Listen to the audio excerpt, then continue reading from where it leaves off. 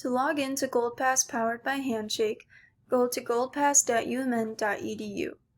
Always make sure to use the university's login page when accessing GoldPass. When you get to this site, take a moment to review the Student and Alumni User Agreement. In addition to logging into GoldPass, you can find a lot of additional information on this website. When you click on the Student and Alumni tab, you can find information such as help with login issues, tutorials and FAQs, policies, information about your career office, scam alerts, and more.